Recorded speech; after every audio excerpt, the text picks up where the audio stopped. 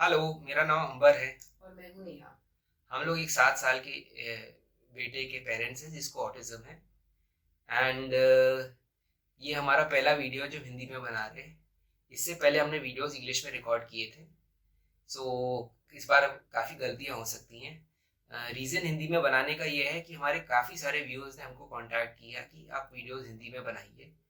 अ, हमने भी अपने व्यूअर्स का प्रोफाइल देखा कि कौन से व्यू हमारे व्यूअर्स कहाँ से मैक्सिमम हमारी वीडियोस कहाँ से वीडियो कौन से शहर से कौन सी कंट्री से हमारे वीडियोस देख रहे हैं। तो हमने रियलाइज़ किया कि हमारे मैक्सिमम सब्सक्राइबर्स और व्यूअर्स जो है वो इंडिया से हैं एंड वो हिंदी में वीडियोस देखना चाहते हैं।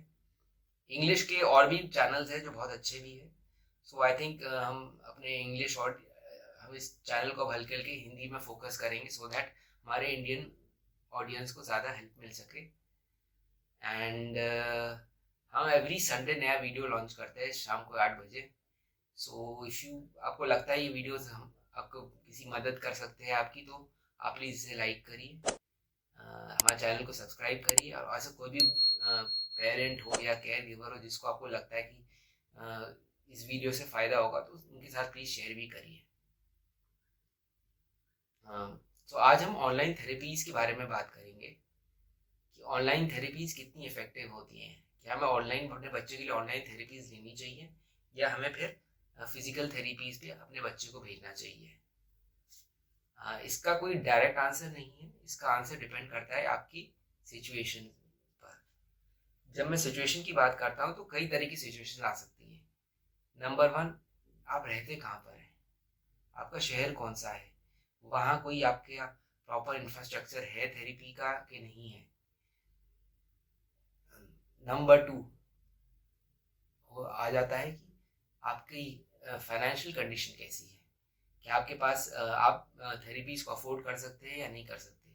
जनरली थेरेपीज़ बहुत एक्सपेंसिव होती हैं एंड काफ़ी सारे लोग इसको अफोर्ड नहीं कर सकते या जितनी बार बच्चों को थेरेपी भेजना चाहिए उतने बार भेज नहीं पाते, या कुछ टाइम तक थेरेपीज़ करते हैं और फिर बाद में डिसकंटिन्यू कर देते हैं। और तीसरा ऑप्शन है कि आपके शहर में थेरेपी सेंटर तो है आपके शहर, बट वो आपके घर से कितना दूर है। तो ये 3 फैक्टर्स हमारे हिसाब से बहुत इंपॉर्टेंट है टू डिसाइड कि आपको ऑनलाइन थेरेपी लेनी चाहिए कि नहीं लेनी चाहिए। अगर आपके शहर में अगर थेरेपी सेंटर्स हैं और बहुत दूर हैं, तो आपके लिए ऑप्शन है कि ऑनलाइन ही आप ढूंढें, क्योंकि कोई भी थेरेपी कराने मतलब ना कराने से अच्छा है कि आप ऑनलाइन ढूंढें।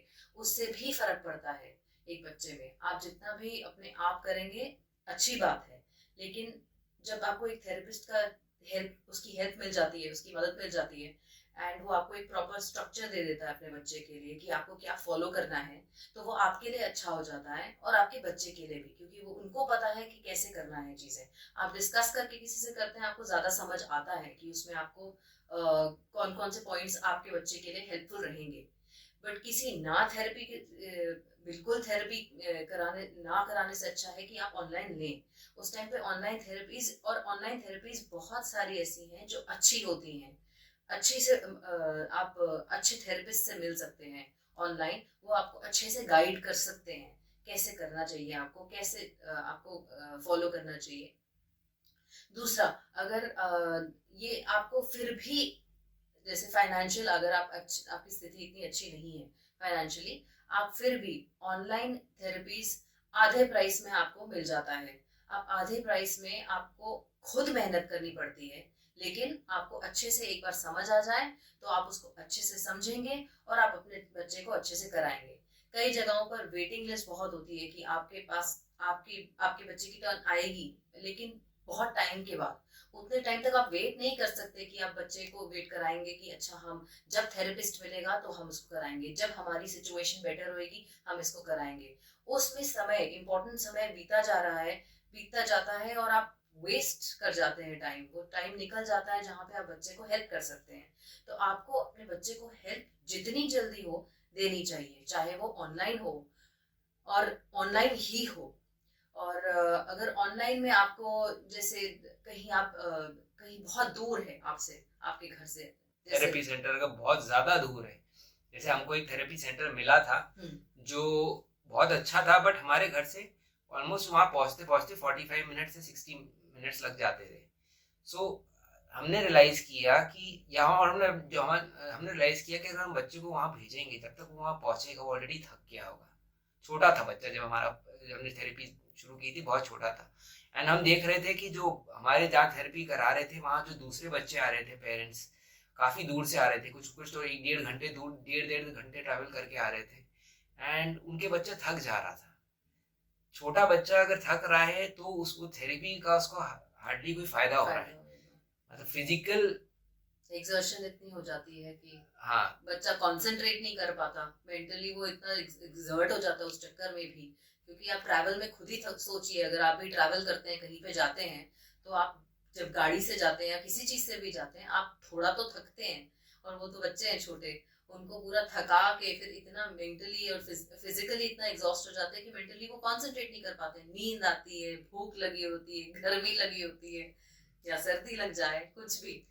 एंड एक बहुत बड़ा एडवांटेज जो ऑनलाइन थेरेपी का है, जो मैंने देखा है और पढ़ा है मैंने, कि पेरेंट्स का इन्वॉल्वमेंट ज़्यादा होता है।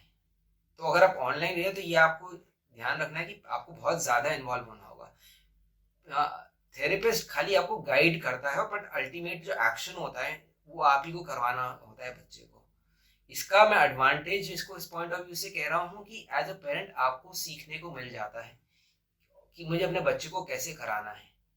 जब आपको सीखने को मिल जाता है तो अगर आप क्लासेस दिन में 2-3 बार ही ले रहे हैं, बट अगर आपको लगता है कि वीकडे पे, वीकेंड पे जब बच्चा फ्री है या आपके पास ज़्यादा समय है, तब आप उसमें ज़्यादा, और या फ्री बच्चा बैठा हुआ है या उसका मूड अच्छा है, तो आपने जो सीखा हुआ है वो आप अकेले में भी बच्चे को इम्प्लीमेंट कर सकते हैं।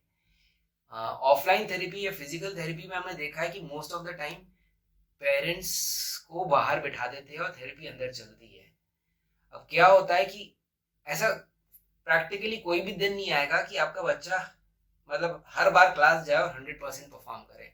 हमारे लाइफ में भी ऊपर नीचे होता है, कभी हम ऑफिस जाते हैं, कभी बच्चे स्कूल जाते हैं। हर रोज हम अपनी पीक परफॉर्मेंस पे या हर रोज हम खुश होके नहीं जाते। हाँ, हर रोज हम खुश नहीं हो सकते, हर लोग अपनी पीक अपनी परफॉर्मेंस नहीं दे सकते। कुछ दिन हमेशा ऐसे आएंगे जिसमें हम अपनी हमारा वो एनर्जी लेवल कम होगा। तो जब बच्चा ऑफलाइन थेरेपी ले रहा होता है और आप उसको देख नहीं रहे होते तो आपको पता नहीं होता कि बच्चे का अंदर वो एक्चुअली कितना ग्रास्प कर पा रहा है या कुछ नहीं कर पा रहा है, या थेरेपिस्ट अंदर खाली बैठे हुए हैं या क्या करे। वो प्रॉपर फीडबैक आपको नहीं मिल पाता जो आपको ऑनलाइन क्लासेस से डायरेक्ट फीडबैक आपको मिल पाता है।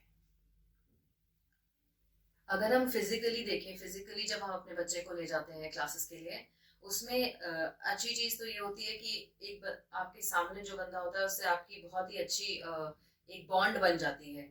जो रेपो हम चाहते हैं कि वो बच्चे और थेरेपिस्ट में हो, वो बहुत इजीली बन जाता है। ऑनलाइन में ये प्रॉब्लम आती है कि बच्चा जानता नहीं है, उसको बोल रहे हैं हम टीवी पे देखो या स्क्रीन पे देखो, देखो देखो देखो बोलते जाते हैं, और उसमें बहुत टाइम लग जाता है। वो बहुत एक टाइम कंज्यूमिंग एक्टिविटी हो जाती है कि आपको किसी से इंट्रोडक्शन दे रहे हैं हम ऑनलाइन। जैसे हम अपने बच्चों को जब इंट्रोड्यूस भी करते हैं, किसी से भी करते हैं, अपने माँ बाप से या नाना नानी से या किसी से भी उनको करना पड़ता है, तो उनके लिए इजी हो जाता है अगर वो उनसे मिले हों पहले। तो अगर ऑनलाइन थेरेपी सेशन में ये थोड़ा सा प्रॉब्लम आ सकती है कि उनको टाइम लग जाता है, एक दूसरे को जानने में, कनेक्ट होने में टाइम लग जाता है। एक और चीज आप कर सकते हैं कि अगर सिर्फ ऑनलाइन की जगह आप हाइब्रिड सेशन ले लें, जो मिक्स हो बेसिकली, कि एक जो थेरेपिस्ट हो कभी कभी आपके घर आ जाए और बाकी टाइम आप ऑनलाइन सेशन लें उनसे। तो उससे भी बहुत फर्क पड़ता है कि बच्चा उसको जान लेता है। एक बार जान लेता है तो फिर उसके बाद इम्प्रूवमेंट तो बहुत होती ही होती है, जैसे जैसे आप बढ़ते जाते हैं इसमें आगे। ये है कि फिजिकल में इजी, मैंने जैसे बोला कि इजी हो जाता है कि बच्चे ने देख लिया, अच्छा ये मेरे पास आएंगे, मेरे को पढ़ाने आएंगे, तो एक रिपोर्ट बनाना उनके लिए बहुत मायने रखता है। क्योंकि बच्चे हमारे ऐसे ही नहीं किसी के साथ भी चले जाएंगे, जब तक वो किसी को जानेंगे नहीं, वो उनसे सीखेंगे भी नहीं। तो हमें उस तरीके से उनके साथ ट्राई करना चाहिए कि we are able to form a bond. कुछ चीज़ें जो हमें ध्यान रखनी चाहिए जब हम ऑनलाइन थेरेपीज, अगर हम ऑनलाइन थेरेपीज को यूज़ करते हैं। एक तो है कि जो जगह है जहाँ थेरेपी करा रहे हैं वहाँ वो क्वाइट और कंफर्टेबल प्लेस होनी चाहिए बच्चे के लिए। हमारे जैसे हम एक बच्चे की डेस्क है, उसकी चेयर है, उसमें बिठा के जब कोविड के टाइम पे ऑनलाइन थेरेपीज हमें लेनी पड़ी थी तो हमने उस टाइम नहीं किया था, बट हमने वो गलती रियलाइज़ की थी। एक उसकी प्रॉपर टेबल चेयर होनी चाहिए एंड जब वो उसकी थेरेपीज चले तो पेरेंट्स हो उसके साथ या मदर हो या फादर हो जो भी है, बट आसपास बाकी डिस्ट्रैक्शन नहीं होना चाहिए। ऐसे नहीं कि पीछे से बैकग्राउंड में कोई आवाज़ आ रही है या कोई मेड झाड़ू करते हुए चले गई या कोई घूम रहा है। डिस्ट्रैक्शन को जितना मिनिमम रख सकते हैं रखने की कोशिश करिए। इंश्योर करिए कि प्रॉपर इंटरनेट कनेक्शन है। मोबाइल को अवॉइड करिए बिकॉज मोबाइल जो स्क्रीन है ना बहुत ही ज़्यादा छोटा हो जाता है। बच्चा स्ट्रेन कर जाता है, बच्चे की आंखें भी स्ट्रेन करेंगी, आपकी भी आंखें स्ट्रेन करेंगी और बच्चा रिलेट नहीं कर पाएगा कि एक्चुअल में मुझे कोई बता रहा है कि कोई वीडियो चल रहा है। ये और मुश्किल हो जाता है कनेक्ट बनाना मोबाइल स्क्रीन के साथ। तो कोशिश करिए कि लैपटॉप पे या अपने डेस्कटॉप पे या कोई बड़ा स्क्रीन हो उस पर कनेक्ट करिए अपना अपना अपना डिवाइस, उस पर थेरेपी करिए। ऐसा टाइम चूज करिए जो बच्चे के लिए कन्वीनियंट है। जब अपना आपका जो बच्चे का रूटीन है डिस्टर्ब ना हो, डिस्टर्ब ना हो, आप ऐसा उसको अपने थेरेपी का टाइम रखिए कि उसे खाने के टाइम से, या अगर वो शाम को आप उसको खिलाने ले जाते हैं या उसको कि कोई और स्कूल अटेंड कर रहा है उससे थोड़ा सा उसको गैप मिले, उसको थोड़ा इन एक्टिविटीज और थेरेपी के टाइम के बीच में थोड़ा सा आराम करने को मिले। आप अपने बच्चे के लिए जो भी ऑनलाइन चूज करते हैं उसमें लैंग्वेज का जरूर ख्याल रखिएगा कि वो आपका बच्चा कौन सी लैंग्वेज में सबसे ज्यादा कंफर्टेबल है। हिंदी है, इंग्लिश है, वो आप देखिएगा जरूर। और अगर इंग्लिश है तो इंग्लिश में ये भी देखिएगा कि उनका एक्सेंट कैसा है, क्योंकि उससे बहुत फर्क पड़ता है। हमारे बच्चे एक चीज समझते हैं, अच्छे से समझते हैं, लेकिन अगर किसी का एक्सेंट ही बहुत डिफरेंट हो और बहुत डिफिकल्ट हो, फिर उसको एक और कनेक्शन बनाना वैसे ही डिफिकल्ट है, ऊपर से लैंग्वेज समझाना एक और मुसीबत हो जाती है।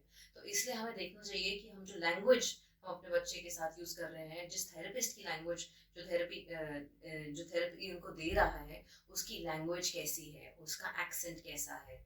हमारे बच्चे थेरेपी सेशंस में जाते हैं, उनके साथ हमें मतलब सिर्फ थेरेपिस्ट को नहीं छोड़ देना है कि आपकी ऑनलाइन क्लास है, आप बैठिए, आप देखिए और आप समझिए। ऐसे नहीं होना चाहिए।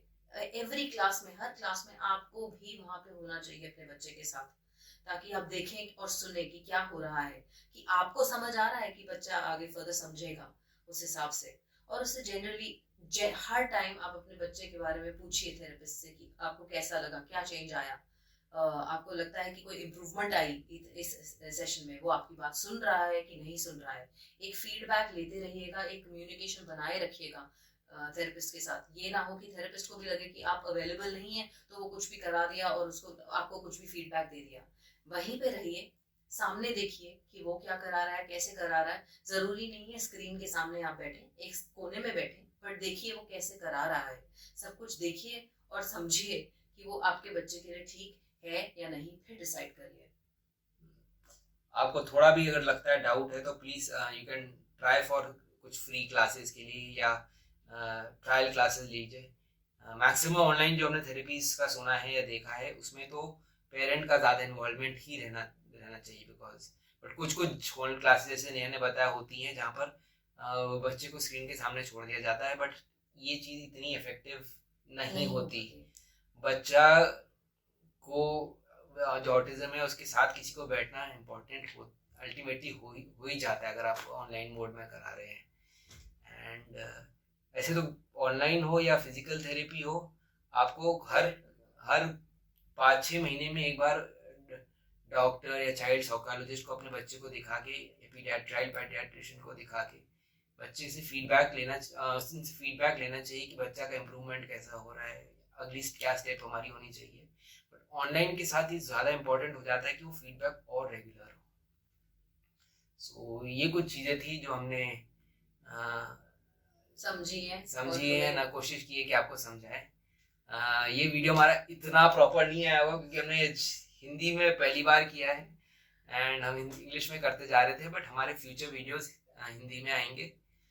और आपको अच्छा लगा होगा तो प्लीज़ लाइक करिएगा, सब्सक्राइब करिएगा, शेयर करिएगा, कमेंट करिएगा कि आपको कैसा लगा, कमेंट करिएगा कि बताइएगा कि आप क्या क्या चाहते हैं हम इसमें इंक्लूड करें, आपको ऑनलाइन सेशंस कैसे लगते हैं और आपके क्या एक्सपीरियंसेस रहे हैं। आपके एक्सपीरियंसेस हमारे लिए बहुत मायने रखते हैं, क्योंकि ये हम भी सीखने को हमें भी आपसे सीखने को मिल रहा है, तो हम तो आपसे जो शेयर कर रहे हैं वो हमारा सीखा हुआ प्लस हमने जो अपने जान पहचान के लोगों से, जो हमारा पेरेंट्स का ग्रुप बन चुका है जिनको ऑटिज्म है, जिनके बच्चों को, उनसे सीखा है या हमने रिसर्च की है।